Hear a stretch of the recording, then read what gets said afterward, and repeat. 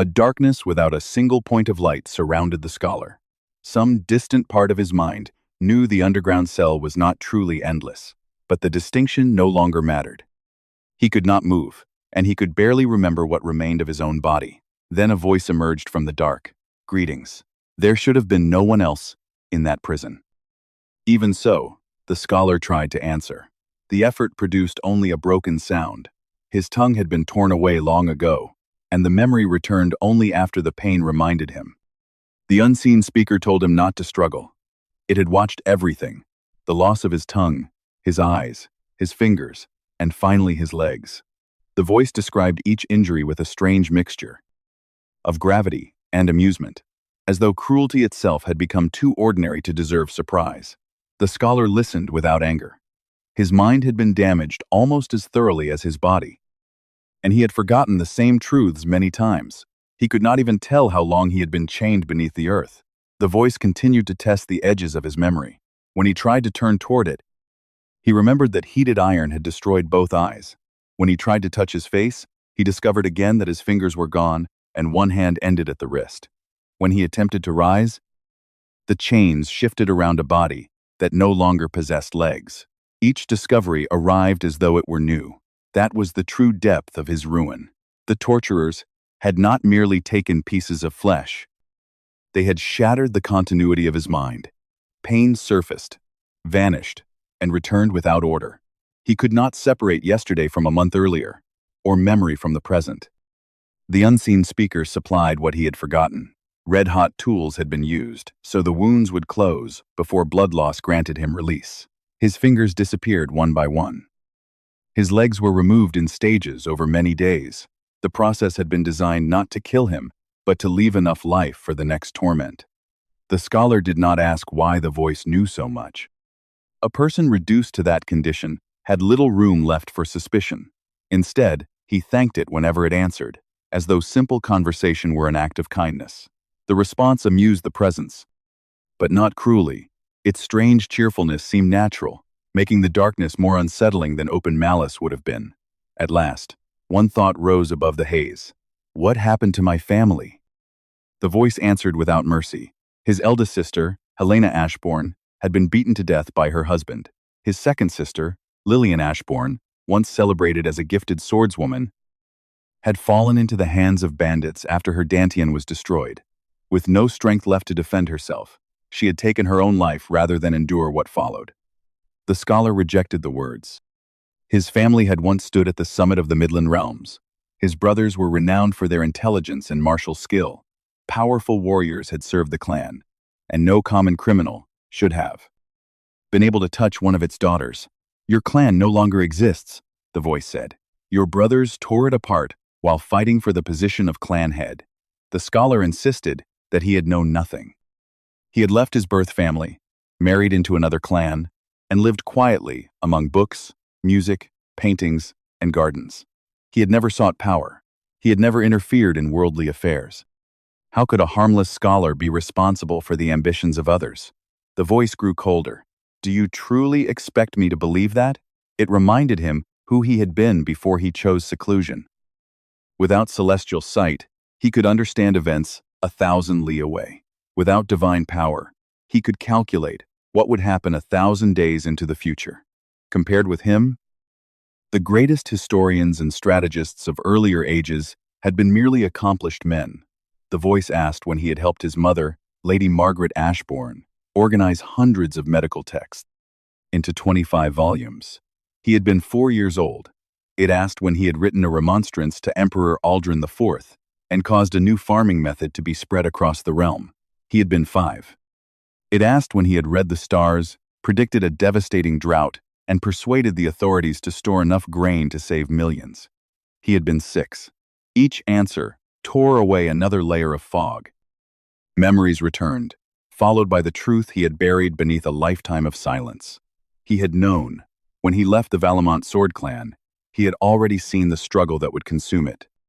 He had known which brother would strike first, which factions would rise, and how each decision would end. He had foreseen the destruction of the family as clearly as a board position laid open before him. And he had walked away, He remembered how easily he had concealed that knowledge beneath the appearance of harmless indifference.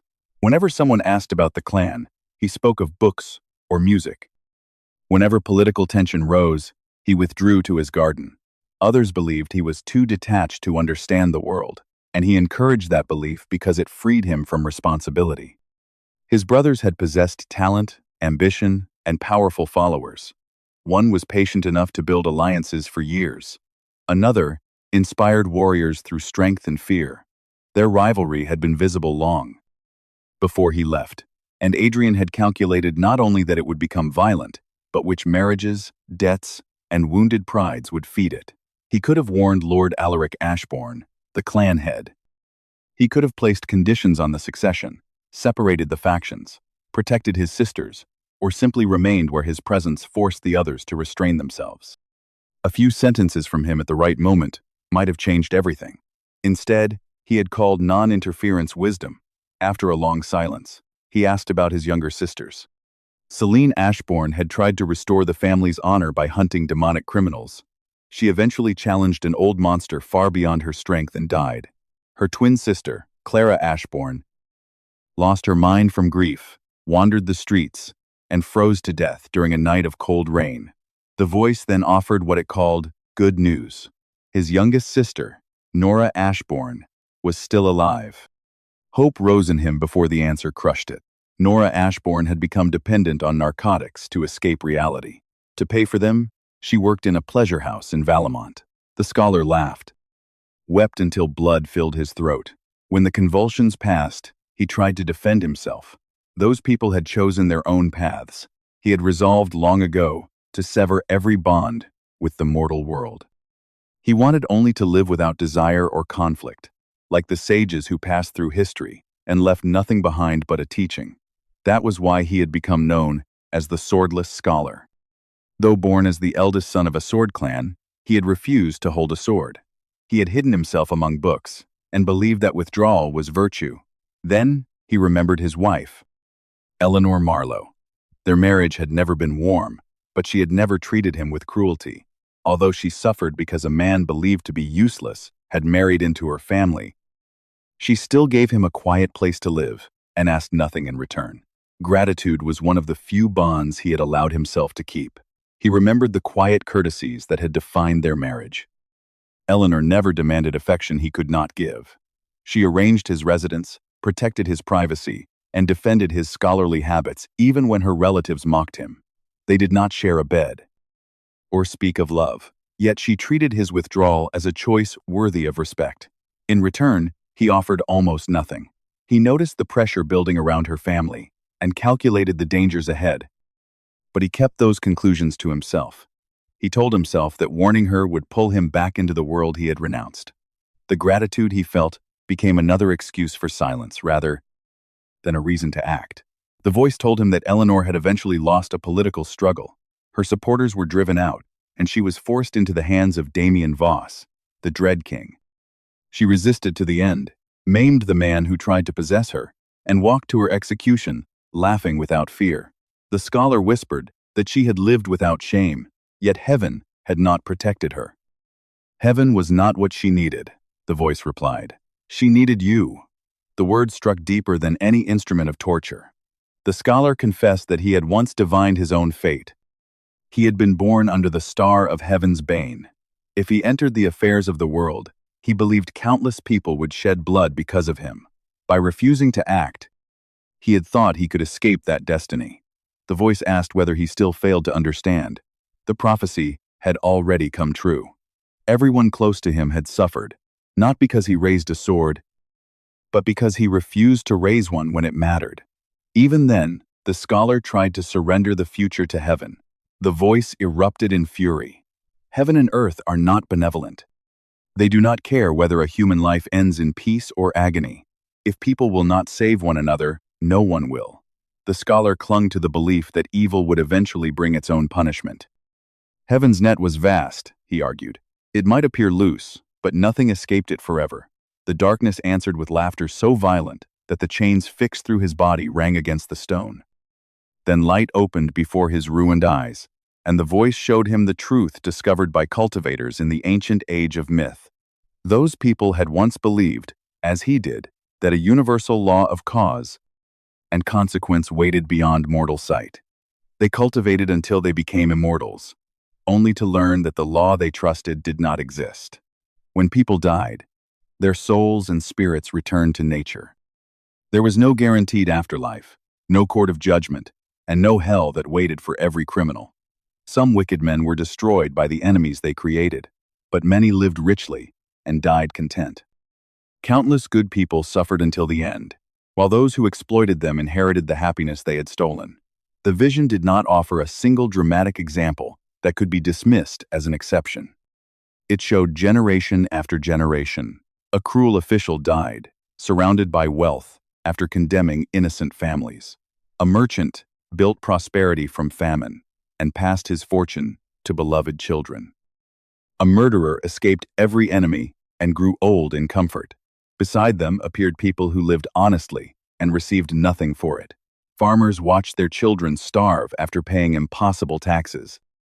Loyal retainers were discarded when their usefulness ended. Women carried the shame of crimes committed against them, while the men responsible continued to laugh in public. The immortals who discovered this truth had not lacked intelligence or discipline. They had spent lifetimes searching for the hidden mechanism of justice and found only nature, vast and indifferent. Rain fell on temples and execution grounds alike. The sun warmed the righteous and the wicked without distinction. What mortals called heavenly punishment was usually no more than consequence, created by other people. When no one acted, nothing happened. There was no invisible hand waiting to balance the scales. When the vision faded, the scholar could no longer deny what he had seen.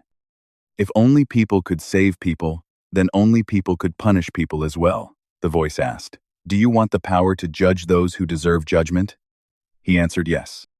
Do you want another chance to change what happened and save those you abandoned? Again, he answered yes. And, if the price is an eternity of suffering, this time he forced the word from his ruined throat. Yes!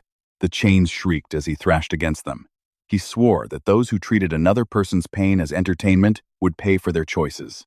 He would no longer wait for heaven. If given power and opportunity, he would take responsibility for both salvation and punishment with his own hands. The presence in the darkness ordered him to look. Something watched from a depth beyond measure. It was a book, yet also something far older and more terrible than any written scripture. One who hated humanity had made its cover from his own skin. One who hated heaven had written its contents in her blood. One who hated the earth had bound its pages with his sinews. The book warned that anyone who contracted with it would never again belong fully to the light. He would breathe within darkness, walk beneath a sky that refused to acknowledge him, and carry a burden that had consumed every chosen partner before him. The scholar did not hesitate. I give you my soul, the ancient book laughed. I am the Umbral Codex of heaven's ruin. Where the idle heavens refuse to act, I will devour the darkness of the mortal world through you. Blackness poured from its pages and swallowed him. As his consciousness vanished, the scripture proclaimed that he would become a sovereign of the night, lowering judgment from the shadows upon every burden of sin. The following day, the guards found the scholar dead in his chains. His ruined body was strangely light, as though everything that had once made him human had already departed. His soul sank into a place without direction or time. There, he witnessed countless lives belonging to people from distant lands, unknown ages, and civilizations he could barely understand. Their faces and circumstances differed, but every story ended in tragedy. He suspected they had once been chosen by the scripture, as he had been. Time ceased to have meaning. An instant might have lasted an age, or an age might have passed in a single breath. Eventually, a small light appeared in the distance. It carried the warmth and restless vitality of the living world. As he moved toward it, he understood that the freezing emptiness around him was not the scripture's domain. It was the deepest part of his own soul. The Umbral Codex of heaven's ruin had taken him apart and built him again around that darkness. Before the light reached him, more fragments of those distant lives passed through the void. He saw warriors, scholars, rulers, slaves, healers, and criminals. Some lived in lands whose languages he could not understand. Others belonged to civilizations built around tools and customs that seemed impossible. Despite those differences, the same pattern followed them. Each had met the scripture after losing faith in the justice of the world. Each had accepted power for a reason that once appeared absolute. Some sought revenge, some salvation, and some the destruction of everything they blamed. None of their stories revealed whether they succeeded. Every vision ended before the final answer, leaving only the sorrow that had driven them to the contract. Adrian suspected that the scripture preserved those memories because it had consumed the people who owned them. The possibility should have frightened him. Instead, it sharpened his resolve.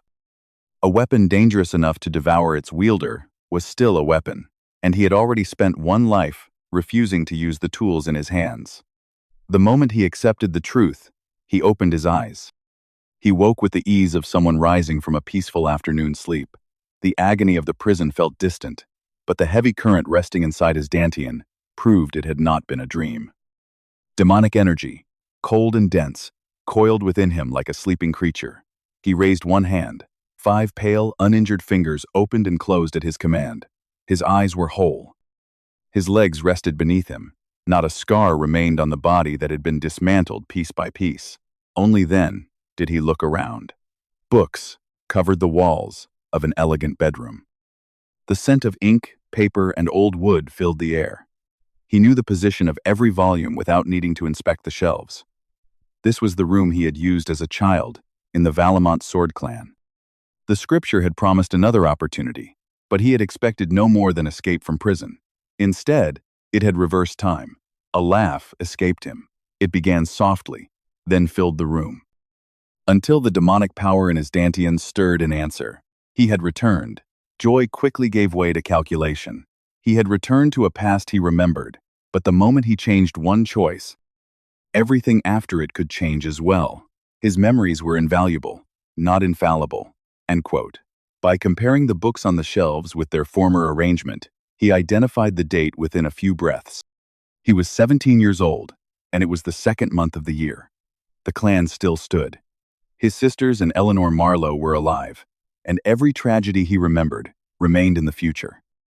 Adrian reviewed the coming succession struggle as though studying the opening position of a vast board game. In his former life, he had watched events unfold without moving. This time, he would act before the first decisive move was made. Whispers beyond the wall interrupted his thoughts. Servants were wondering whether the eldest young master had awakened. One predicted he would reach for a book and ignore the world as always. Another complained that the eldest son of the greatest sword clan in the Midland realms had become an embarrassment. They called him the Swordless Scholar. In his former life, Adrian had never cared what servants or warriors thought of him. Praise and ridicule had passed over him without leaving a mark. Now the surface of his mind remained just as calm, but something volcanic moved far beneath it. He called for a servant. No one answered. The walls of Mooncrest Pavilion were built to keep sound from escaping. Yet he had heard the servants as clearly as if they stood beside his bed. That discovery led to another. His hearing, eyesight, strength, stamina, and control over his body had all changed. Even the smallest movement felt precise. The scripture had not simply restored him, it had rebuilt him beyond ordinary limits. When he faced the mirror, he found a body forged like steel, rather than the fragile frame he remembered. The transformation should have pleased him. Instead, the expression reflected back made him pause. His handsome young face was twisted by the madness of the scripture. The eyes were too wide, the smile too sharp, and every relaxed muscle seemed to carry killing intent. Adrian tried to soften his expression, but the result looked worse. A rough, metallic laugh escaped him, and he realized his voice had changed as well. He remained before the mirror, loosening the muscles of his face and reproducing expressions preserved in his memory. The scripture had given him such precise control over his body that, little by little, he could make the reflection appear human again. Even then, he could not forget the ruined face engraved inside his mind. Empty eyes, a mutilated mouth, and flesh broken by years of torment.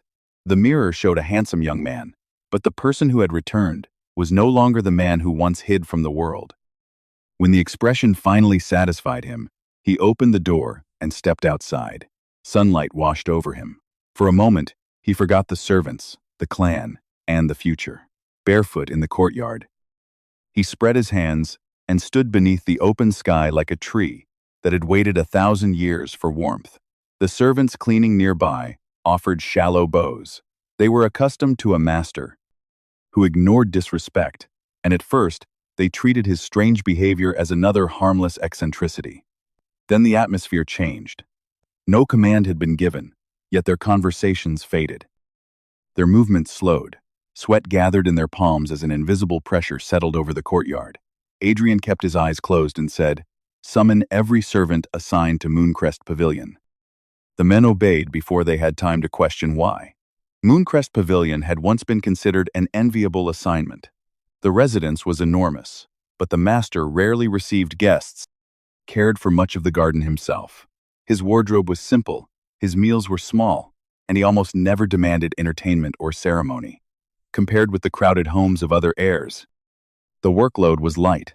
At first, the servants appreciated that peace. Over the years, appreciation became carelessness. Rooms were cleaned only when dust became visible. Messages were delayed. Some workers slept through the afternoon, confident that Adrian would not complain. New servants learned from the old that the eldest young master could be ignored without consequence. Contempt from the wider clan made the decline worse. Warriors mocked a direct heir who refused to hold a sword, and officials treated his withdrawal as proof that he had surrendered the succession. The servants of Mooncrest Pavilion absorbed those attitudes until they forgot the difference between public ridicule and their own duty. That morning, for the first time, the man they considered harmless allowed them to feel the distance between a servant and the eldest son of the Ashbourne family. Those who arrived came slowly and with open irritation. Some complained about being pulled from their naps. Others muttered that years of isolation had finally driven the eldest young master mad. They had served a gentle man for too long and mistaken his kindness for weakness. Work at Mooncrest Pavilion was easy. Visitors were rare, and punishment had been almost unknown. Laziness had grown into contempt. Adrian waited until the last servant entered the courtyard. "You are no longer needed here," he said. "Report to the Household Stewardship Office and receive new assignments." The courtyard erupted. The servants demanded explanations and worried that a sudden transfer would stain their reputations. Their voices grew louder as courage spread through the group. Adrian laughed. The metallic sound silenced them more effectively than a shout. He was not amused by their fear. He was mocking the man he had once been, the fool who believed endless patience would eventually produce gratitude. He pointed to one servant. "Your family name?" "Ashbourne," the man stammered. "And this clan belongs to which family?" "The Ashbourne family." Adrian pointed to another. "What is my name?" "Adrian Ashbourne."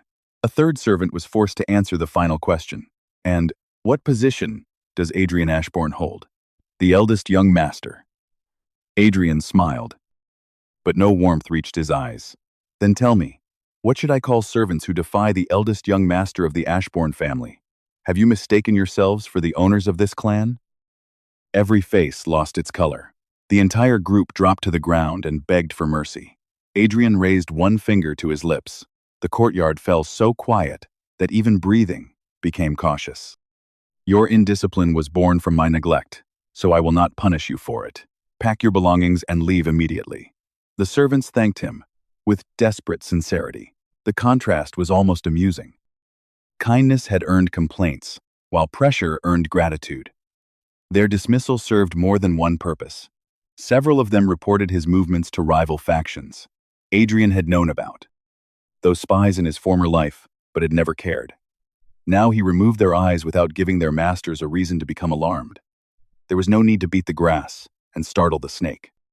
The dismissed servants would carry a simple report to their hidden patrons. The eldest young master had finally lost patience with a lazy household. That explanation was believable and, more importantly, unthreatening. No faction needed to know that Adrian had identified every watcher or that he was already reorganizing the residence for purposes none of them could predict. By allowing the spies to leave unharmed, he preserved their confidence in the future they remembered. They would continue making plans around a swordless scholar who did not exist anymore. Before the servants scattered, he called one man back and ordered him to carry a message directly to Chief Steward Gregory Hale. "Send me one person who can handle ordinary work and prepare food," Adrian said. "No crowd. One attendant is enough." The servant bowed until his forehead touched the ground. As the man prepared to leave, Adrian asked one final question. "Where is the sun?" Adrian. Confused, the servant pointed overhead. He described the white brilliance hanging in the sky and admitted it hurt to look directly at it. Adrian followed the direction of his finger. He could feel the sunlight and see everything it illuminated, yet the sun itself was absent from his sight. The discovery confirmed that the contract had altered more than his body. Light reached him, warmed him, and revealed the world, but its source remained outside his perception. The scripture had warned that he would never again raise his face proudly toward heaven. Its words had not been metaphor alone. Adrian felt no grief over the loss. He had spent one life trusting an unseen heaven to correct what people refused to confront. If the price of acting was that the sun itself became invisible, he would accept darkness without complaint. A faint smile touched his lips. "So even the sun has turned its face away from me." The scripture's promise echoed in his memory. From that moment onward, he would breathe within darkness, carry judgment from darkness, and become a sovereign of the night. The dismissal of Mooncrest Pavilion's servants threw the household stewardship office into chaos. Officials argued over blame, replacement staff, and punishment until Gregory ended the meeting and sent everyone away. Left alone at the long conference table, the middle-aged man clutched his white-streaked hair. He had always known the servants beneath Adrian were becoming insolent. The young master's gentleness and the absence of a strict household supervisor had made the result inevitable. The only fortunate detail was that Adrian had accused no one of espionage. If the eldest heir had publicly named informants from rival factions, the problem would have spread beyond the servants and shaken the entire clan. Gregory chewed a piece of medicinal root meant to calm his aching stomach. It did little to help.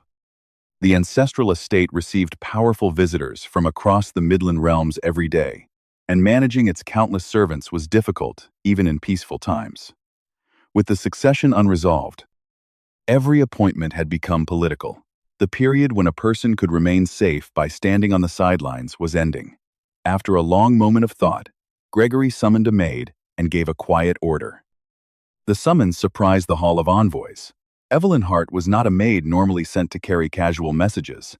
She had spent years receiving nobles, clan representatives, merchants, and wandering experts whose tempers could change without warning. Her training required perfect memory, restrained speech, and the ability to observe everything while appearing to notice nothing. Visitors often assumed her beauty was the reason she held such a visible position. Gregory knew better. Evelyn Hart remembered faces, titles, family connections, preferences, and insults with almost frightening accuracy. More importantly, her golden eyes revealed movements and intentions that ordinary sight could not catch. He had protected that secret carefully.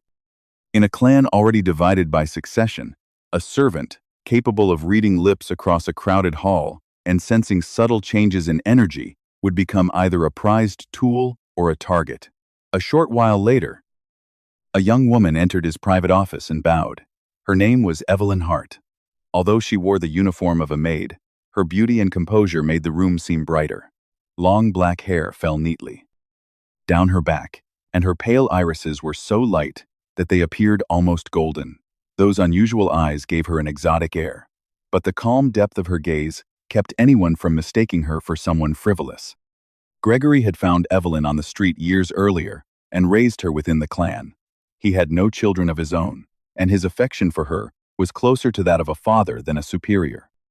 After a few polite words, he asked her age. 21. He nodded, then asked whether she knew why he had kept her in the Hall of Envoys instead of assigning her permanently to a master. Evelyn lowered her eyes. She could guess, but years of training had taught her not to speak carelessly about the family's internal affairs. Gregory understood her caution. He moved her closer, took up a brush, and began writing rather than speaking. In a clan filled with martial experts, A whisper was not necessarily private. His first lines concerned the succession. Julian Ashbourne possessed the patience and calculation needed to govern a sect, but his heart was cold. Marcus Ashbourne had exceptional martial skill and many followers, yet he was violent, greedy, and dangerous. Elias Ashbourne was the most decent of the brothers, but he remained too young and politically weak to compete for the position of junior clan head. Evelyn read in silence. If those judgments became public, even Gregory's long service might not save him, he continued. The daughters of the main family were good women, but their attendants were chosen by Lady Beatrice Wren, the inner court administrator from among girls raised within her own household. He had no authority to place Evelyn there. Until that morning. He had not considered the eldest young master either. Then he asked whether Evelyn knew why Adrian Ashbourne was called the Swordless Scholar. She wrote that he had never held a sword, was believed to lack martial talent, and had shown no interest in becoming clan head. He had lived in seclusion for nearly 10 years, leaving only rumors behind. He paused before writing it, because the memory remained difficult even after so many years. Adrian had been a small child when Lord Alaric placed a sword in his hands, expecting nothing more than a ceremonial lesson. The boy had studied the weapon for a moment, adjusted his grip, and taken a single stance. The room changed. Veteran warriors stopped breathing. Gregory felt as though an entire mountain range had appeared behind the child, with every possible sword path already contained inside that still posture. No inner energy was released, and no technique was performed. The terror came from understanding that the boy needed neither. Lord Alaric immediately removed the sword and ended the lesson. No explanation was given, and no second test was allowed. From that day onward, Adrian refused every weapon offered to him. Most witnesses eventually convinced themselves they had misunderstood what they saw. Gregory never could. Gregory answered with a truth almost no one remembered. More than a decade earlier, he had been present when Adrian held a sword for the first time. The child had not looked like a beginner. The pressure around him resembled that of a sword sovereign who had already crossed the summit of technique and established a world of his own. Lord Alaric, now the retired supreme head, had immediately ordered everyone present to remain silent. Adrian had also refused to touch a sword again. The belief that he lacked the qualities of a leader was equally false.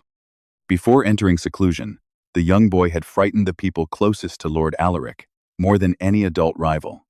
Because his achievements were usually carried out under another person's name, the clan had forgotten them. The imperial palace, however, might still remember. Evelyn stared at the writing. She could not imagine what a child had done for his influence to reach the throne. She took the brush and asked why Gregory was revealing secrets dangerous enough to destroy them both. His answer explained everything. Julian Ashbourne and Marcus Ashbourne had each begun demanding that Evelyn be given to him. Her beauty had always drawn attention in the Hall of Envoys, and once even Lucian Hawke, a direct descendant of another great clan, had proposed marriage after seeing her. That incident had been difficult enough to contain. Now the two strongest candidates in the succession struggle were competing over her. Neither wanted a wife. They wanted possession. Evelyn asked whether Gregory intended to place her in the eldest young master's household. He did not answer immediately. Instead, he wrote a careful account of everything that had happened in Mooncrest Pavilion that morning. The servant's dismissal, Adrian's sudden authority, and the precise way he had controlled the situation, without creating open conflict. Has his nature changed? Evelyn wrote. Gregory first nodded, then shook his head. Change might not be the right word. The decisive behavior sounded less like a new personality than the return of the person Adrian had once been. If the eldest young master had truly chosen to act, the balance of the entire succession struggle could shift. Gregory looked at Evelyn with open concern. He could advise her, but the choice had to be hers. Her golden eyes possessed an ability known only to the two of them. With that gift, she could judge Adrian more quickly than anyone else. Her choice was not based on confidence that Adrian would win the succession. Julian Ashbourne and Marcus Ashbourne possessed established factions, wealth, warriors, and years of preparation.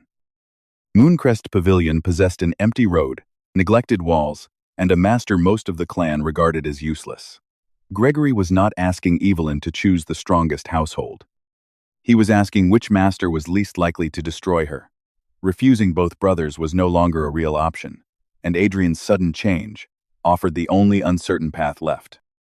After a long silence, Evelyn bowed. Gregory fed every written sheet into the brazier, stirred the ashes until no stroke remained, and allowed her to leave without speaking the decision aloud. Soon afterward, Evelyn left his office and took the rear road toward Mooncrest Pavilion. Within the enormous clan estate, the rear road belonged to servants, laborers, and supply carts. Workers moved along it in an endless current, carrying grain, chests, firewood, clothing, and messages. The flow resembled blood, passing through the veins of a vast living creature. Evelyn wore a long cloak and remained close to the walls. Her eyes followed every glance and gesture around her, from the movement of lips too distant for ordinary hearing. She could read conversations. She saw two servants notice her beauty, then wisely decide not to stare at a woman who might belong to someone important. No one appeared to be following her.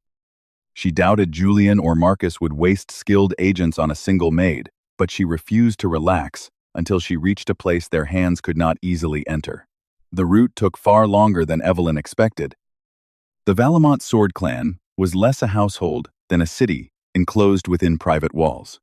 Different branches occupied their own compounds, training grounds, gardens, workshops, archives, and halls. A person could spend years serving one department without seeing the distant edge of the estate. As she walked, the quality of the roads changed. Near the central residences, stone paving was repaired before cracks could spread.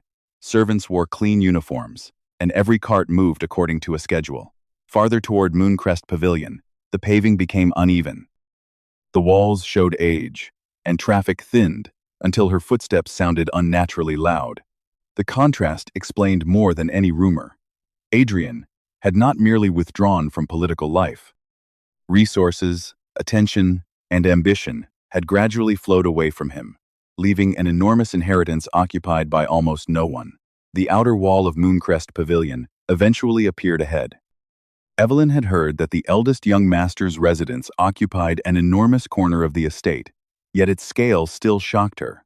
The wall stretched beyond sight in both directions, and ancient trees rose behind it like a private forest. The closer she came, the quieter the rear road became. Near Mooncrest Pavilion, there were no food carriers, no cleaning crews, and no common laborers at all. An old lesson from the Hall of Envoys returned to her. To understand a household's wealth, look at its rear road. By that measure, Mooncrest Pavilion appeared almost abandoned. She followed the wall to the main avenue. Another lesson came to mind. To understand a household's power, look before its gate. The avenue leading to Adrian's residence was empty. At the homes of Julian Ashbourne and Marcus Ashbourne, carriages and powerful visitors would have crowded the entrances. Their warriors would have stood in perfect formation. Here, only a handful of sleepy guards leaned against a neglected gate, whose paint had peeled from the wood. Doubt tightened in Evelyn's chest. Perhaps she had chosen badly. One guard asked her business without much interest. She presented Gregory's written order. At the title alone, Captain Rowan Pike, the squad leader, straightened and stepped forward to inspect it. While he read, Evelyn studied the gate more closely. The walls were tall but poorly maintained. Broken tiles remained where they had fallen, and damaged sections had been repaired with crude patches of mud.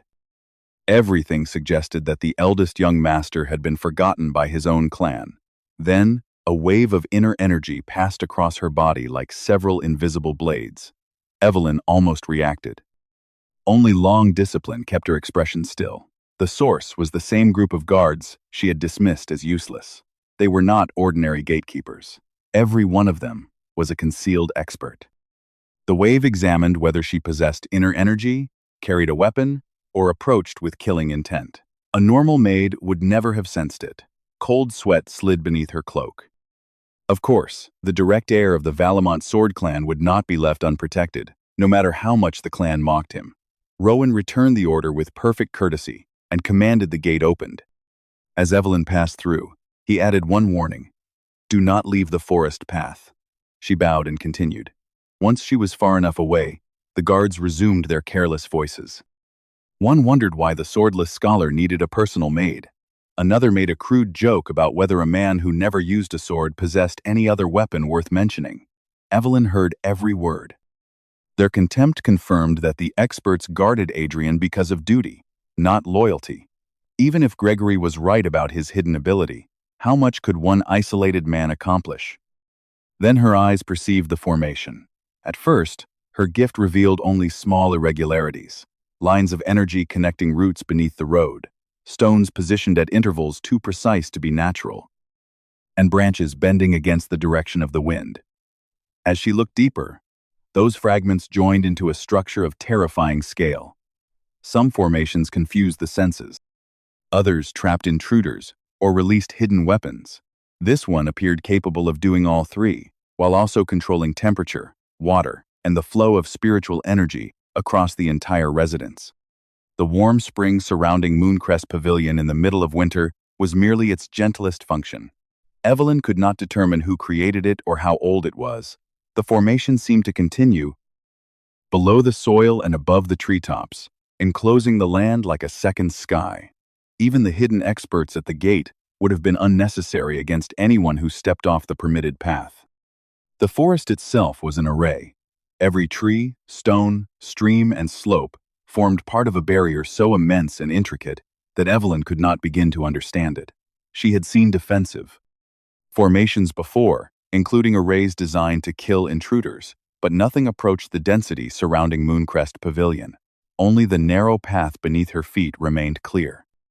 Everything beyond it appeared black. At last, she understood the warning from the gate. A single, careless step might allow the formation to crush her before she could scream. Her vision began to flicker between the ordinary forest and the hidden structure beneath it. Light became darkness, then returned. The strain made each step harder, and suddenly, someone was standing before her. Adrian Ashbourne waited in the middle of the path. To ordinary sight, he was a beautiful young man in plain white clothing. To Evelyn's gift, he was something else. Empty hollows opened where his eyes should have been, leading into a darkness without end. Bloody tears and yellow corruption flowed from those depths, while a presence far larger than his body watched through him. Adrian tilted his head. "You can see the barrier," he said. "How?" His voice seemed to belong at once to a young man, a beast, and something that had never been human. He stepped closer. "And how are you able to see me?" Evelyn's gift had always revealed what others tried to hide. For the first time in her life, she looked at something her eyes could not contain. A scream escaped her. Then the forest vanished. When Evelyn lost consciousness, Adrian caught her before she struck the ground. He carried her through the formation and laid her on the bedding in his private chamber. She possessed no inner energy, yet she had perceived a barrier that even trained martial artists would fail to recognize. More astonishingly, she had looked directly into his dark domain. Her golden eyes stirred a memory. Adrian closed his own and searched through the countless faces preserved from his former life. Recognition came quickly. The gilded-eyed seer. He had never met her personally in the old timeline, and the woman he remembered looked very different from the young maid sleeping before him. Even so, the eyes were unmistakable. In his previous life, she had eventually become a figure feared across the martial world. He glanced at Gregory's directive and smiled. All he had done was dismiss a group of servants, yet that small action had already brought someone into his life who had never stood beside him before. The future was changing. Before Evelyn awakened, he needed to conceal his demonic energy. Her eyes had seen too much because his control was still crude. Half a day should be sufficient, he decided. At most, he might need one full day to create a cultivation method capable of hiding. The aura of an ancient scripture. No martial grandmaster would have called such a task simple. Adrian entered his study, as though it were no more difficult than correcting a line of calligraphy. While she slept, Adrian worked without interruption. He examined the movement of demonic energy through his meridians, compared it with cultivation principles stored in the clan's manuals, rejected methods that would only suppress the aura, and began building a technique that would make the energy appear absent until he chose otherwise. The task required him to reconcile systems that should not have belonged together. Orthodox cultivation guided energy through stable channels and emphasized balance. The scripture's power behaved more like a living shadow, resisting confinement and responding to hunger, intent, and darkness. By sunset, Adrian had created the foundation of a method that did not imprison the energy, but folded it inward. The result was incomplete, yet sufficient to hide his domain from ordinary observers. Evelyn's eyes might still sense that something was missing, but she would no longer be forced to stare directly into the abyss within him. Evelyn awoke hours later feeling lighter than she had in years. During that deep sleep, the succession struggle, Julian, and Marcus had all disappeared from her mind. For a brief moment, she felt like the child she had been before her family died, and the world became something she needed to watch constantly. A teapot and cup waited beside the bedding. The tea had steeped in cool water, yet its fragrance left her strangely calm. The blanket was old, the celadon cup was chipped, and the room itself was modest, but every object possessed quiet dignity. She folded the bedding and approached the window. When she raised the shade, the view stole her breath. The chamber itself offered another contradiction. It was small enough to feel intimate, yet the objects inside were worthy of a royal collection. A hanging scroll carried calligraphy, so controlled that each stroke seemed alive. Carved incense wood depicted distant mountains, and dried petals rested in plain pottery, releasing a faint fragrance into the room. Nothing had been arranged to impress a guest. The finest pieces showed signs of long use, while damaged objects had been repaired rather than replaced. Evelyn sensed the taste of someone who valued familiarity more than display. A strange quality in the eldest heir of a clan famous for wealth. Mooncrest Pavilion stood where the cultivated estate met untouched wilderness. Meadows, low hills, streams, ponds, marshes, and a distant lake spread beneath the setting sun. Although Valemont remained in winter, the residents rested in the warmth of early spring, protected by the enormous formation. A voice called from the courtyard below. "Beautiful, isn't it?" Evelyn looked down and saw a slender young man in worn white clothing. His face was so refined that beautiful seemed more fitting than handsome. "Did you sleep well?" he asked, lifting one hand in greeting. She answered politely. Only after he walked around the corner did realization strike. The young man was Adrian Ashbourne. She had awakened in the eldest young master's private chamber, opened his window, and spoken down to him as though he were an ordinary servant. By the time she sat before him on the lower floor, Evelyn had rebuilt her composure. Adrian studied Gregory's letter and confirmed her name. Then, a mischievous smile appeared on his face. "You were surprisingly heavy when I carried you." Evelyn immediately apologized. It was only a joke. With Adrian's new strength, her weight meant nothing. Her reaction, however, revealed how thoroughly the strange day had unsettled her. She remembered the forest, the hidden guards, and a nightmare she could no longer fully grasp.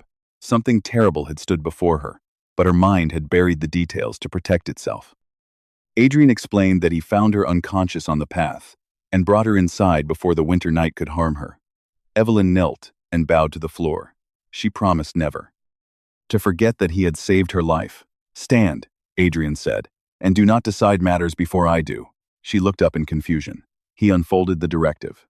"I never agreed to accept you. Did you appoint yourself as my attendant? Or does Gregory's order have the authority to command me?" The question struck her like a blow. Until that moment, she had assumed the assignment was already settled. Evelyn begged forgiveness and, in her panic, asked to be punished. Adrian sighed. "First you appoint yourself, then you ask me to kill you. Is this how the Hall of Envoys trains its maids?" Her face burned, but she kept her head lowered. He explained that he had not requested a personal maid. He only needed one person capable of managing ordinary work around the residence. Evelyn quickly assured him that she had begun as a common servant and knew how to clean, carry supplies, mend clothing, and perform other household tasks. Adrian considered the answer, then leaned forward. "One question remains." Evelyn swallowed. She had heard that the Swordless Scholar possessed unmatched skill in literature, painting, music, and countless minor arts. She prepared herself for an impossible standard. "Can you cook rice?" She stared at him. I mean, cooking in general, he clarified. Can you prepare food? Evelyn answered that she could, though she would not compare herself with a professional chef. Adrian struck one palm against his knee. That is not an answer. Are you confident or not? Yes. Good. You pass. Less than an hour later, the woman known as the Winter Rose sat before a kitchen stove in rough work clothes. Soot marked her cheek, broth stained her apron, and several years had passed since she last prepared. A full meal without help. Her memory and unusual sight guided her through the unfamiliar kitchen. By the time the rice finished steaming, she had prepared several simple side dishes and a pot of soup. While tending the fire, she reviewed everything that had happened. In the Hall of Envoys, powerful guests praised her composure. She had believed she could remain calm, even with a sword at her throat. Experts had searched her with inner energy without realizing she noticed. Yet Adrian had shaken her balance with a handful of ordinary sentences. The problem was not her collapse in the forest. She had awakened, rested, and clear-minded. The problem was him. From the moment they spoke, Adrian had controlled the direction of the conversation. He guided her from gratitude to presumption, from presumption to apology, and from apology to a cooking test so absurd that she accepted before understanding what had happened. Could this truly be the powerless recluse called the Swordless Scholar? A chill moved down her spine as she remembered his relaxed posture and unreadable eyes. Will the rice take much longer? Adrian asked from directly behind her. Evelyn screamed and nearly knocked over the pot. He stepped back with an apologetic smile. I did not mean to frighten you. For several seconds she could not answer. Her gift had not warned her that he was approaching. It revealed no emotion, intention, or hidden movement from him. Although he stood directly before her, her eyes could read only the simple fact that he existed. Despite Evelyn's objections, Adrian helped carry the meal to the table. He then ordered her to sit across from him. A servant cannot share her master's table, she protested. You can, if the master tells you to. With no graceful path of refusal remaining, Evelyn obeyed. Adrian tasted one of the seasoned vegetables and nodded. The seasoning has blended well. Your confidence was justified. She thanked him, though embarrassment and suspicion made it difficult to taste her own food. During the meal, Adrian casually asked whether the formation still made her dizzy. Evelyn replied that she felt well. He noted that some people were born unusually sensitive to energy, even without martial training. Then he mentioned the nearly golden color of her irises. Evelyn's hand stopped above her bowl. She understood her eyes only through experience. Part of her feared that Adrian would expose the secret she and Gregory had protected. Another part desperately wanted him to explain why her gift felt more like a curse than a blessing. Behind that calm expression, he was comparing Evelyn's eyes with stories from the future. The gilded-eyed seer had been famous for seeing through disguises, formations, feints, and even certain forms of concealed intent. Some claimed she could read a battlefield before the first blade moved. Others insisted her gaze brought madness to those who met it. The young woman before him possessed none of that reputation yet. Her ability appeared instinctive, uncontrolled, and physically exhausting. The barrier had nearly overwhelmed her, while his exposed domain had shattered part of her memory. If he explained too much too early, fear might drive her away or force her into choices. She did not understand. For the moment, observing her was more useful than naming what she might become. Adrian closed his eyes, as though considering the matter deeply. Evelyn waited. He opened them and said, "Another bowl of rice. Pile it high." She almost dropped the serving spoon. Adrian eventually ate 5 additional bowls. Every side dish on the table, the remaining soup, and even the scorched rice softened with water at the bottom of the pot. Throughout the meal, he said nothing more about her eyes. When he finally set down his chopsticks, he frowned. I am still a little hungry. Evelyn looked at the empty dishes and wondered what he considered a full meal. She offered to cook more, but he declined. A little hunger may be better than overindulgence. The statement made no sense after the amount he had eaten, but she wisely offered tea, sweets, and wine instead. Adrian praised her ability to understand what was needed and sent her back to the kitchen. Once she left, his expression changed. He had always eaten lightly. Half a bowl of rice and a few simple dishes had once been enough. Now, He had consumed food meant for several adults and felt no more than mild relief. The food itself had not vanished without effect. His body had processed it, yet the need inside him belonged to something deeper than flesh. The difference explained why eating relieved him briefly, but never produced true satisfaction. Whatever the scripture demanded, it was measuring nourishment by a standard no human stomach could meet. The Umbral Codex of Heaven's ruin was the obvious cause. Adrian considered the matter and laughed. If endless hunger was the price of gaining a power capable of reversing time, the exchange seemed generous. He was the direct heir of one of the wealthiest families in the world. Even an entire ox each day would not strain his household. He failed to hear the faint, ominous chuckle rising from the demonic energy beneath his stomach. By the end of the evening, he had eaten enough drinking food for another 5 men. Deep in the night, the hunger returned stronger than before. Adrian considered waking Evelyn, then dismissed the idea. He had already unsettled her enough for one day, and he had no desire to resemble a starving ghost begging his new attendant for another pot of rice. More importantly, ordinary food was clearly not the answer. The hunger came from the scripture, and some instinct buried inside its power was calling him elsewhere. In his former life, sleepless nights often drove him into the streets of Valamont. The city's tavern district remained bright until dawn, and food could be found at any hour.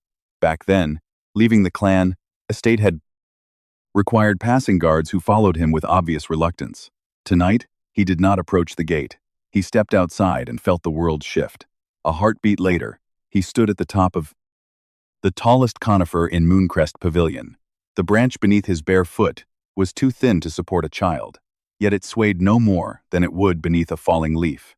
He had no memory of climbing. A certainty, not entirely his own, whispered that he could move wherever darkness touched darkness. Adrian answered the silent voice. Then let us see. He stepped beyond the branch. His foot landed on the tiled roof of one of the clan's highest halls. Thick demonic energy curled around him, and knowledge entered his mind as naturally as a remembered name, Shadowstream Passage. It was a corrupted immortal art created for the scripture's chosen partner. Rather than crossing the distance between two places, it allowed him to pass through a hidden current, joining one shadow to another. Adrian's body dissolved into the night. Only a faint trace of black energy remained on the roof before the wind scattered it. The journey through shadow was both instantaneous and disorienting. Each use of Shadowstream Passage exposed him to a current of cold emptiness where direction had no meaning. He did not feel wind or motion. One place simply ceased to exist, and another replaced it. Adrian tested the art across several rooftops before leaving the clan grounds. The technique favored darkness, but did not require complete absence of light. Roof eaves, trees, walls, and the spaces between lanterns formed enough shadow for him to move. The greater the distance, the more demonic energy it consumed. Yet even repeated use placed little strain on his rebuilt body. From the city wall, Valamont spread beneath him in layers of lantern light. The sight carried memories of quiet walks from his former life, when he wandered anonymously through the night, because the city asked nothing from him. That nostalgia lasted only until the hunger tightened again. He reappeared in Valamont and entered a famous inn. The first few dishes eased the hunger only slightly. He ordered more, then more again. Toby Reed, the young server attending his table, had seen merchants, porters, warriors, and professional eaters consume extraordinary meals, but the slender scholar before him exceeded every story he knew. Adrian began with noodles, roasted duck, dumplings, and several plates of cold meat. When those vanished, he ordered stewed fish, rice, fried cakes, soup, and every specialty the kitchen could prepare quickly. Empty bowls accumulated in towers. Plates covered the table, then a neighboring table, until servers brought an additional bench simply to hold the next round of food. At first, the staff treated the spectacle as good business. The guest paid for each order without complaint, and the kitchen enjoyed displaying its skill. Amusement faded when they realized his pace never changed. He did not pause to enjoy the flavor or show the satisfaction of a full stomach. He ate with the mechanical urgency of something obeying a need deeper than appetite. The other guests sensed it as well. Conversation on the floor weakened each time he ordered more. People who had laughed at the beginning stopped looking directly at him. A mother gathered her children and left before finishing the meal. Two martial artists at a distant table exchanged uneasy glances and quietly chose not to investigate. Adrian ate enough for a full company of laborers and continued without slowing. Guests on the upper floor began moving to distant tables. Some quietly paid and left. A great eater normally attracted laughter and encouragement. This one produced only silence. Toby fetched Edwin Marsh, the senior server. After watching for less than a minute, the older man's knees weakened. He pulled the boy downstairs and told the innkeeper that a starving spirit had entered the establishment. The innkeeper, Bram Coyle, was a large man with 35 years of experience. His first concern was practical. "Did you take payment in advance?" The servers stared at him. He struck each of them on the back of the head. His father had lost an arm because of a martial artist, and his grandfather had died after offending the son of a powerful official. Bram had inherited a deep respect for dangerous customers and an even deeper fear of unpaid bills. The servers insisted the guest did not appear to be a martial artist or a noble's son. He was simply wrong in a way they could not explain. Bram cursed their cowardice and climbed the stairs himself. The upper floor had become nearly empty. At the center of the silence, Adrian leaned over a table buried beneath plates. He no longer bothered with chopsticks. Food disappeared into his mouth as quickly as both hands could reach it. Bram stopped several paces away and cleared his throat. No response. He moved closer. Every creak of the floorboards sounded unnaturally loud. Before he could speak again, a whisper reached him from somewhere near the table. "Not enough." Bram froze. Adrian's hands continued moving, and his mouth was full. The whisper could not have come from him. "This is not what I want." The voice sounded less human with every repetition. Then Adrian stopped eating and turned. Bram's legs shook so violently that he could barely remain upright. Adrian, however, looked perfectly ordinary when he spoke. "I have eaten enough. What is the price?" The man could only stammer. "Are you not the owner?" Adrian asked. The answer came by reflex. Adrian placed a heavy purse on the table, paid without argument, and walked out with sauce staining his sleeves. Moments later, the servers carried their unconscious employer through the streets in search of a physician. When Bram recovered and spent a painful portion of his savings on an elaborate exorcism, no one tried to stop him. Outside, Adrian rubbed his stomach and frowned. He had eaten far beyond the limit of an ordinary body. He should have become ill, yet everything he swallowed seemed to vanish before reaching his stomach. The hunger remained. No amount of common food would satisfy it. Then, a scent touched his nose. It was unlike meat, wine, spice, or anything else he knew. The fragrance was exquisite, and the scripture's hunger surged in answer. Adrian followed it toward the alleys behind Valamont's pleasure district. The great city had survived dynasties, wars, fires, and famine. Millions lived within its walls, and the entertainment quarter burned so brightly at night that the streets seemed to reject darkness. Behind that light existed another Valamont. In a wet alley beyond the lanterns, several enforcers surrounded a middle-aged shopkeeper named Martin Bell, who had lost his property in a rigged gambling den.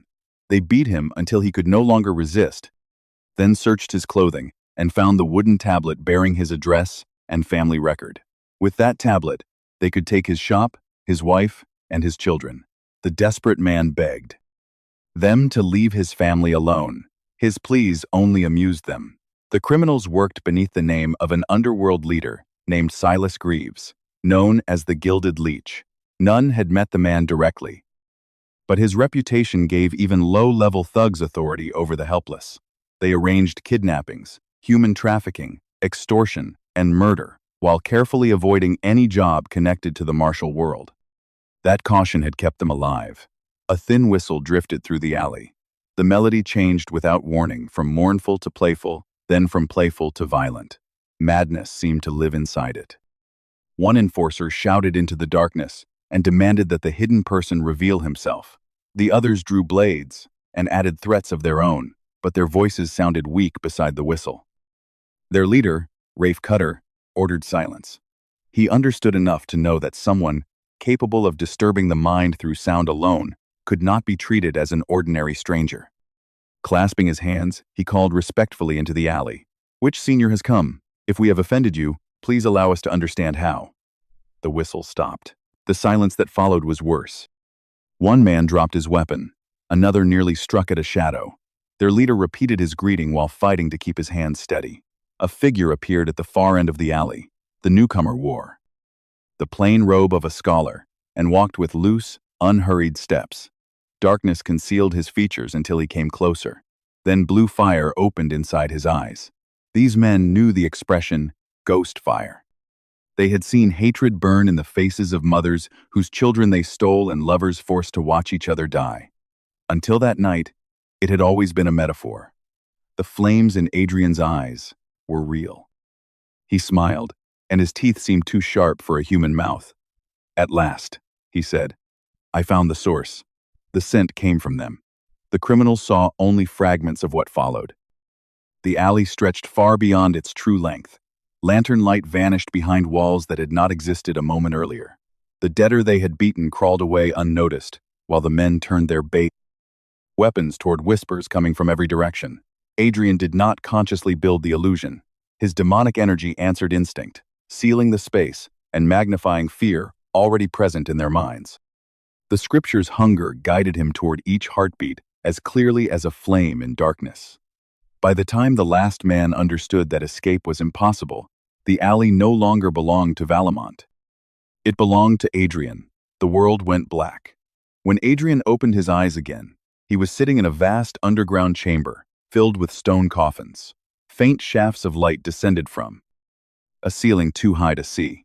Each coffin held a decaying body, and many of those bodies still moved, releasing low groans into the cold air. Adrian rose and walked among them without fear. He touched one corpse with the curiosity of a scholar, examining an unusual artifact. A voice behind him laughed. Only the chosen partner of that scripture could wake here and remain so calm. Adrian turned. An old man named Corvin Dusk, dressed in rotted clothing, floated above the floor. His body was decayed, his teeth were gone, and a fungal growth covered his throat. "You sound as though mold has grown inside your mouth," Adrian observed. Corvin threw back his head and laughed so hard that he dropped to his knees. "You are better than the others," he said when he could breathe again. "This time, the scripture may finally have found something worthwhile. Or perhaps, the monster has finally found a master." Corvin's laughter stopped. The corpses in the coffins became still. Even the thin light seemed to contract. "What do you truly know about the Umbral Codex of Heaven's Ruin?" he asked. Adrian considered the question. He knew the scripture had reversed time, rebuilt his body, and shown him that no universal law guaranteed justice. He knew the story of three immortals, who supposedly created it from skin, blood, and sinew. Beyond that, he knew almost nothing. He clasped his hands and bowed. "Then teach me." Corvin's clear eyes did not match his ruined body. Surprise passed through them. Most chosen partners, Corvin explained, were either arrogant enough to believe power was all they lacked, or too consumed by madness to hold a meaningful conversation. Adrian simply admitted that he knew little and asked to be taught. Corvin sat cross-legged in the air. "Good. Then understand the first truth. I do not know what it is either. The scripture claimed to have been created by three immortals from their own skin, blood, and sinews, but even that story could not be trusted." When Adrian asked why, Corvin released enough pressure to shake the tomb and force him one step backward. He, too, had once been an immortal. He had remained imprisoned inside the scripture for an immeasurable age, studying it without rest. Each answer led to more questions, and even after all that time, he knew almost nothing. Countless chosen partners, many more gifted than he was, had tried to master the scripture. Every one failed and was consumed. Even so, he claimed to see a small possibility in Adrian. When Adrian asked why, Corvin only smiled and said the rite of entry was merely the beginning. Adrian changed the question. What was the rite of entry? Corvin raised his long eyebrows. "You truly do not know?" Adrian remembered the inn, the scent, and the dark alley. Corvin began to laugh. Madness gradually entered his clear eyes as he pointed toward Adrian. "You ate them," memory returned in fragments. Blue fire streamed from Adrian's eyes as the criminals in the alley broke beneath his presence. One of them screamed and charged with a blade. The strike was fast enough to kill an ordinary man, but Adrian caught the attacker's wrist before the weapon reached him. The criminal stared at the small, pale hand, holding him. There was not a single callus on it. Then Adrian closed his fingers. Bone gave way beneath a grip that required no martial technique. A second man rushed in with both hands on his weapon. The blade struck Adrian's bare palm and rebounded in a burst of sparks. Before the attacker could retreat, Adrian seized both wrists and applied pressure slowly, studying the limits of his new body. The man kicked, begged, and twisted. None of it mattered. Adrian's flesh felt harder than stone.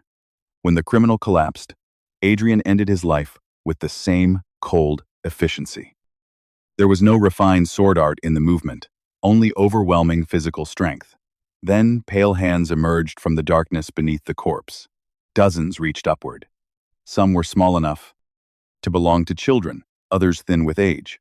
They dragged the body into the black surface of the alley until not even spilled blood remained. As the corpse vanished beneath the pale hands, Adrian's dantian pulsed. Vitality flooded through him, followed by a sharp exhilaration. His reason remained clear, but the pleasure revealed how deeply the scripture's hunger had entered him. The surviving criminals fled in different directions, but Adrian had already filled the alley with his domain. Darkness distorted their senses. A man who believed he had run through. Several streets had moved less than 10 steps. Another crouched against a wall, unable to distinguish memory from reality. Adrian stepped from one shadow to another and ended each life. The pale hands rose every time, drawing the bodies into the scripture's hunger. The first attacker, his wrist ruined, managed to escape into a neighboring passage. He staggered through alleys he had known for years and found none of the familiar exits. Blood loss blurred his sight, while demonic energy turned every corner into the same corner. He screamed that countless people were worse than him. Why had this monster chosen him first? A cold breath touched his ear. Adrian whispered, "You are only the beginning." Darkness closed around the man. Back in the tomb, Adrian slowly rubbed his stomach. The unnatural hunger was gone. He remembered the taste of life and the feeling of consuming something no human being should consume. Yet he felt neither disgust nor guilt.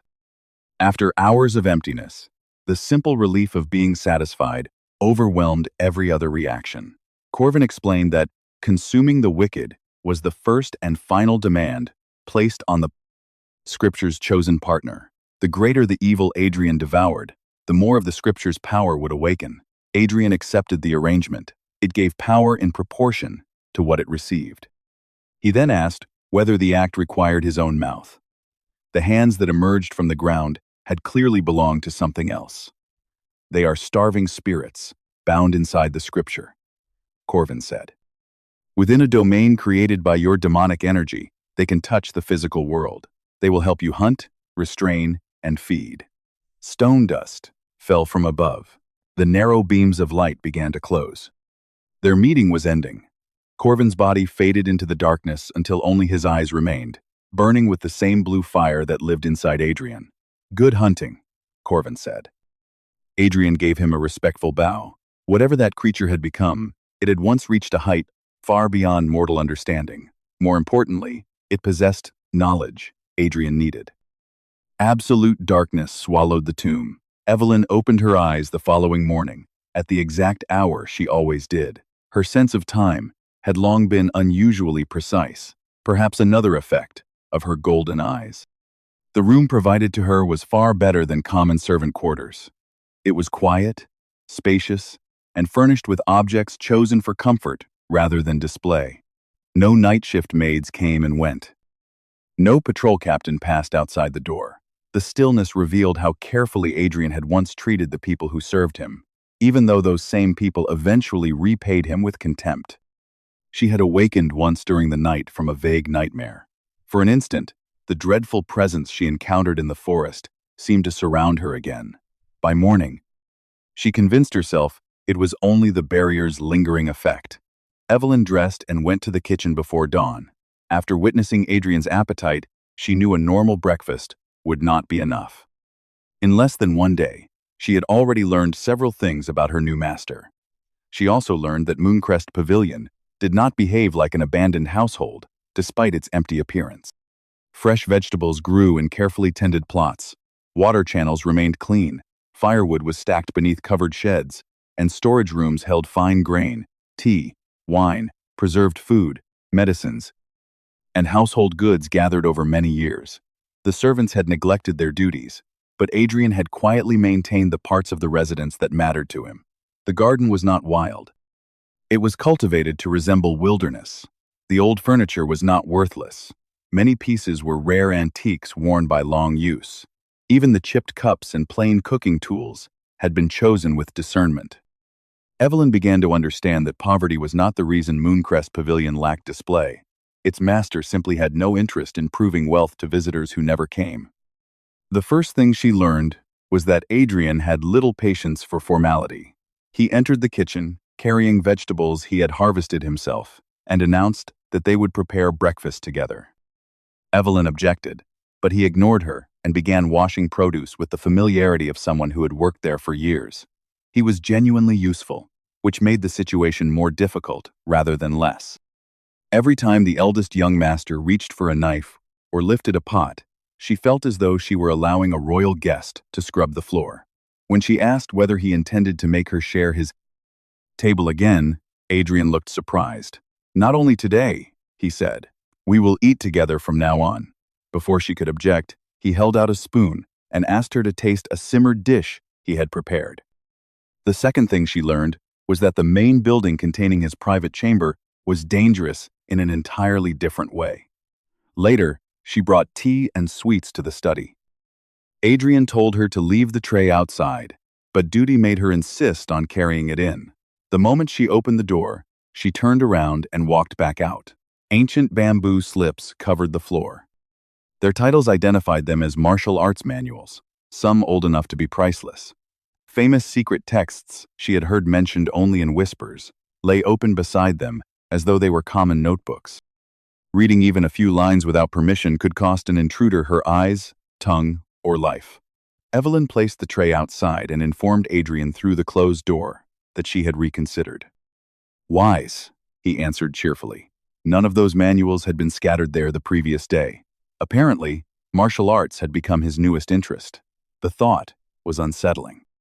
A man rumored to have no martial ability was examining texts that most warriors would kill to see. The third lesson mattered most to Evelyn. Adrian showed no interest in her beauty. He did not question her personal history, ask about her thoughts, or allow his gaze to linger on her body. In the Hall of Envoys, men had watched her for as long as she could remember. Wealthy visitors called her the Winter Rose precisely because she met their attention with perfect composure. Adrian rarely looked at her at all. If she had not discovered several adult picture books among the strange collection in Mooncrest Pavilion, she might have wondered whether he possessed any ordinary desire. Even during lunch, he casually read one of those books and laughed at a passage, while Evelyn tried not to look at the illustrations. His labyrinthist should have relieved her. Instead, it created a new uncertainty. She had not escaped Julian Ashbourne and Marcus Ashbourne merely to preserve her chastity. Women taken into their private households eventually disappeared. Publicly, those attendants were said to have received better assignments. Through Gregory, Evelyn knew that was a lie. She had come to Mooncrest Pavilion prepared to use every advantage she possessed. If Adrian proved powerful enough to protect her, offering herself in exchange would have been an acceptable price. That path did not seem to exist. If he had no interest in her body or her person, then did she truly belong beneath his protection? The answer seemed to arrive before lunch ended. A man dressed as a gate guard entered the pavilion and addressed Adrian without waiting to be announced. Evelyn recognized him as Rowan, among the hidden experts at the entrance. She rose and told him the eldest young master was eating. The guard's irritation was obvious, but he reported that Garrick Thorne, a warrior of the Crimson Vanguard, waited outside. Evelyn stiffened. The Valamont Sword Clan contained many martial organizations, but only Marcus's personal force, the Crimson Vanguard, used its own martial ranking system. "Why has he come for the eldest young master?" she asked. "He has not come for him," Rowan replied. He has come for the maid who arrived yesterday. The pressure from Julian Ashbourne and Marcus Ashbourne had begun as indirect inquiries. Their servants asked when Evelyn might receive a permanent assignment. Gifts appeared in the Hall of Envoys with no sender named. Senior maids advised her to show gratitude toward whichever household offered the brighter future. Then the requests became demands. Marcus Ashbourne's people spoke as though she were already part of his property. Julian Ashbourne's officials used polite words but made it clear that refusal would be remembered. Gregory could delay them, but he could not protect her forever without placing himself directly against both factions. Reaching Mooncrest Pavilion had bought time. Whether it had bought safety depended entirely on the man still turning pages at the table. The moment she feared had arrived. Evelyn looked toward Adrian. He continued eating while reading the adult book, apparently unconcerned. She immediately argued that a warrior serving Marcus Ashbourne had no authority to summon the eldest young master's attendant. Rowan said he had made the same point, but the visitor claimed to carry a direct command. Without instructions from Adrian, the guards could not reject it completely. Evelyn insisted that she serve the eldest heir and could not obey another household without his permission. Adrian set down his chopsticks. "Go," he said. The single word made her knees weaken. He kept his attention on the book. "The noise is interrupting my meal. Hear what the man wants in return." Evelyn forced herself to think. Even Marcus could not simply drag her away in public. If he began a formal transfer, Gregory would delay it. She bowed and prepared to leave. As she descended from the pavilion, Adrian called out again. Hope rose for an instant, but his attention had shifted to Rowan. "Who gave you permission to enter Mooncrest Pavilion?" The guard froze. He admitted that entry without authorization was forbidden, but explained that the household's message servants had all been dismissed. Adrian looked down from the pavilion with calm indifference. "You knew the rule, and entered anyway." The man tried to explain again. "The absence of a messenger allows you to cross my boundary whenever you please?" Adrian asked. "No, young master." With a few quiet questions, Adrian stripped away every excuse. Soon the hidden expert was kneeling, apologizing for an offense that had seemed minor only moments earlier. "I will forgive it once," Adrian said. "From today onward, you will serve as the permanent messenger at the front gate." Rowan looked up in disbelief. "The old messenger quarters will be your lodging. You may enter every area outside the residential grounds, and nowhere beyond them." In practical terms, a highly trained martial expert had just been demoted into an errand runner and confined to the gate. The man started to object. Adrian raised one eyebrow. "Why? Would you prefer to ignore this order as well?" Rowan closed his mouth. No real choice remained. He bowed and accepted. Only then did Adrian look at Evelyn. "Why are you still here?" She withdrew at once. At the front gate, a warrior waited with his arms crossed. He stood a head taller than most large men, with the heavy build of someone accustomed to forcing his way through resistance. The moment he saw Evelyn, he complained that Marcus Ashbourne's representative had been kept waiting like a common delivery man. Evelyn bowed with flawless courtesy and introduced herself. Garrick did not return the greeting. "Take me inside," he ordered. "I will speak to your master." Evelyn silently judged the demand reckless.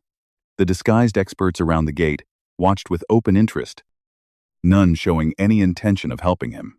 "The eldest young master has not authorized your entry," she said.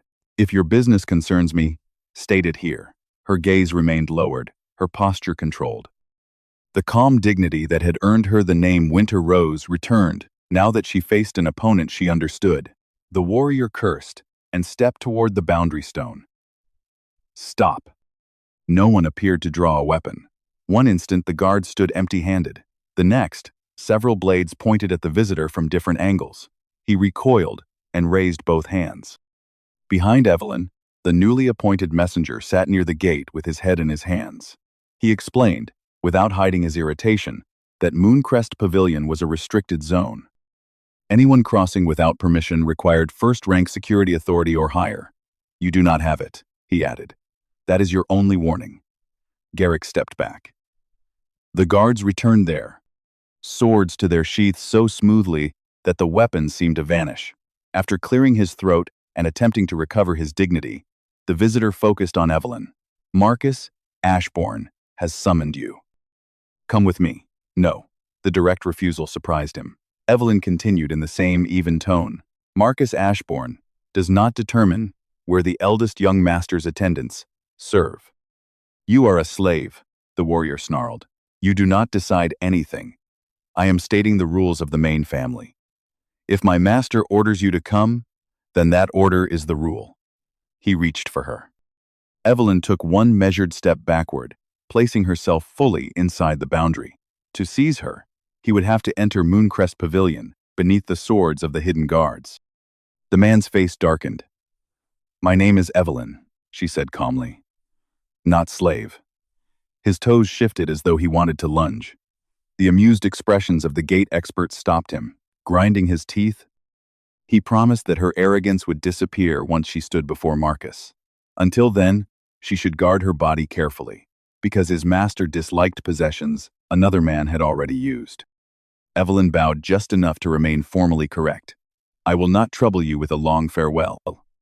The warrior spat on the ground and walked away.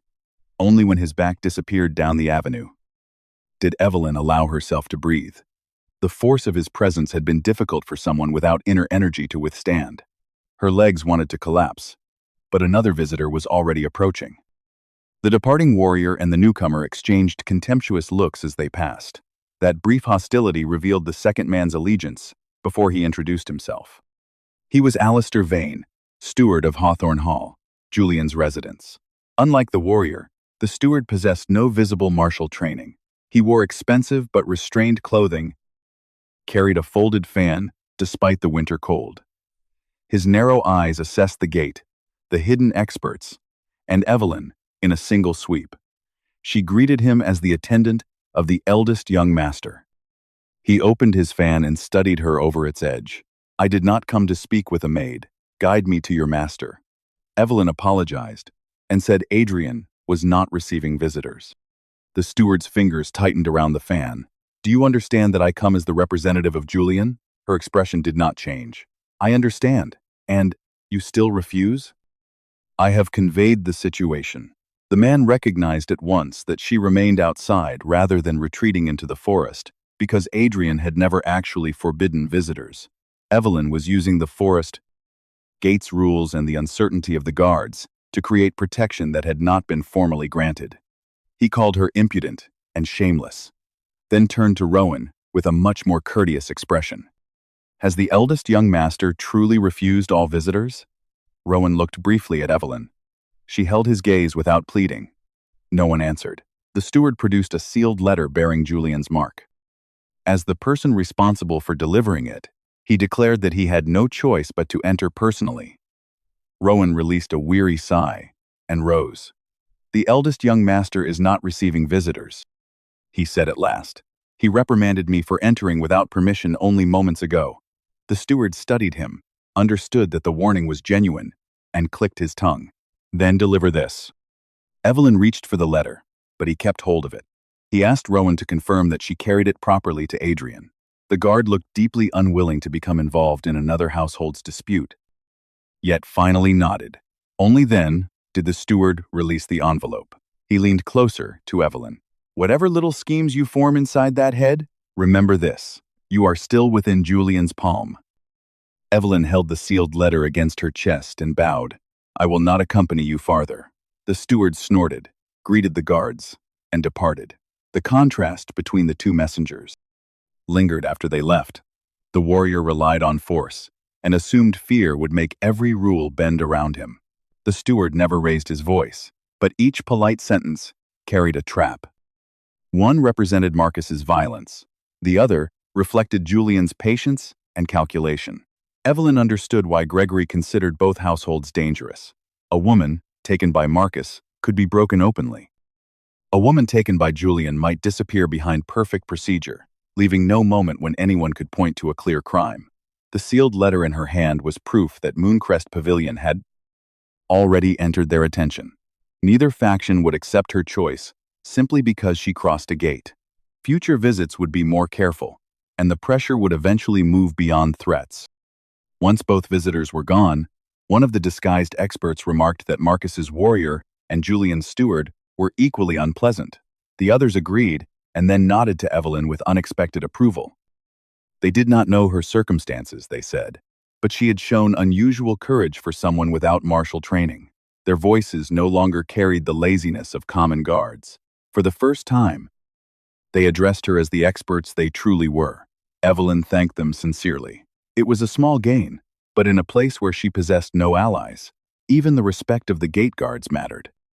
She began walking back toward the forest while hiding the tremor in her hands. Rowan called after her. He followed her as far as the beginning of the path, where the other guards could not easily hear. The eldest young master never said visitors were forbidden, he said. Evelyn bit her lip. He did not give the order directly, but I believed. The man raised one hand. I have no affection for your master, he said. I am not warning you for his sake.